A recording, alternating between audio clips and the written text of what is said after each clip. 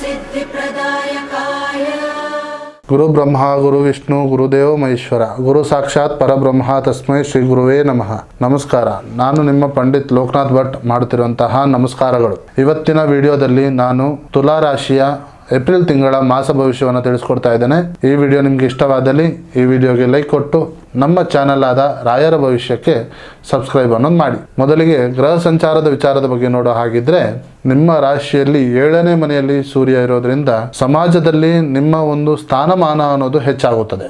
ನಿಮ್ಮ ರಾಶಿಯಲ್ಲಿ ರಾಶ್ಯಾಧಿಪತಿ ಶುಕ್ರ ತುಂಬಾ ಚೆನ್ನಾಗಿದ್ದಾನೆ. ಇದರಿಂದಾಗಿ ಹೊಸ ಬಟ್ಟೆ ಆಗಲಿ ಹೊಸ ಚಿನ್ನವನ್ನ ಖರೀದಿ ಮಾಡುವಂತ ವಿಚಾರವಿದೆ. 12ನೇ ಮನೆಯಲ್ಲಿ ಕೇತು ಇರೋದ್ರಿಂದ ಸ್ವಲ್ಪ ನಿದ್ದೆ ಅನ್ನೋದು ಕಮ್ಮಿ ಆಗಬಹುದು. ಇದರಿಂದ ಅನಗತ್ಯ ಯೋಚನೆ ಅನ್ನೋದು ಕೂಡ ಜಾಸ್ತಿ ಆಗುತ್ತದೆ. ಇನ್ನು ವೃತ್ತಿ ಹಾಗೂ ಉದ್ಯೋಗದ ಬಗ್ಗೆ ನೋಡೋ ಹಾಗಿದ್ರೆ, ಯಾರ ಜೊತೆಗೂ ಬೇಕಾದ್ರೂ ಕೆಲಸ ಮಾಡಿ ಉತ್ತಮ ಲಾಭ ಈ ತಿಂಗಳಲ್ಲಿ ದೊರೆಯಲಿದೆ. ನಿಮ್ಮ ಕೆಲಸವೇ ನಿಮಗೆ ಉತ್ತರ ಕೊಡುತ್ತದೆ. ತಲೆಯನ್ನು ಕೆಡಿಸ್ಲಿಕ್ಕೆ ಹೋಗಬೇಡಿ.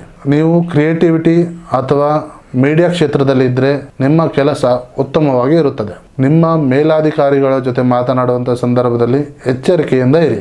ಇನ್ನು ಆರ್ಥಿಕ ಪರಿಸ್ಥಿತಿಯನ್ನು ನೋಡೋ ಹಾಗಿದ್ರೆ, ಆದಾಯದ ಅರಿವು ಹೆಚ್ಚಳ ಆಗಿದ್ರೂ ಸಹ ಮೋಜು ಮಸ್ತಿಗೆ ಖರ್ಚು ಮಾಡುವಂಥ ವಿಚಾರವಿದೆ. ಸ್ವಲ್ಪ ಪ್ಲಾನ್ ಅನ್ನೋದು ಮಾಡಿದ್ರೆ ಆ ಸಣ್ಣ ಪುಟ್ಟ ಖರ್ಚನ್ನ ಉಳಿತಾಯದ ಕಡೆ ಗಮನವನ್ನು ಕೊಡಬಹುದು. ಇನ್ನು ಪ್ರೀತಿ ಹಾಗೂ ಪ್ರೇಮದ ವಿಚಾರದ ಬಗ್ಗೆ ನೋಡೋ ಹಾಗಿದ್ರೆ, ಪ್ರೇಮಿಗಳಿಗೆ ಇದು ಸುವರ್ಣ ಕಾಲ ಅಂತ ಹೇಳ್ಬೋದು.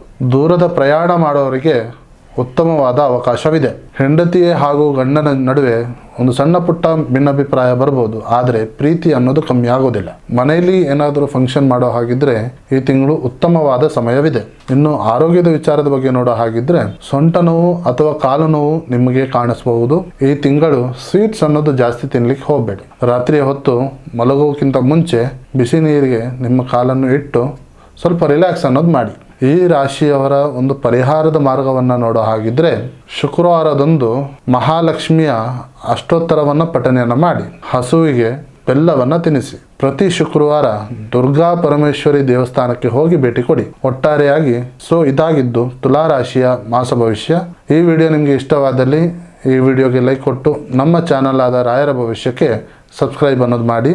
ಹಾಗೂ ನಿಮ್ಮ ಏನೇ ಸಮಸ್ಯೆ ಇದ್ದರೂ ಸಹ ನೇರವಾಗಿ ಬಂದು ಭೇಟಿಯಾಗಿ ಅಥವಾ ಈ ಕೆಳಕಂಡ ನಂಬರಿಗೆ ಕರೆ ಮಾಡಿ. ಧನ್ಯವಾದಗಳು.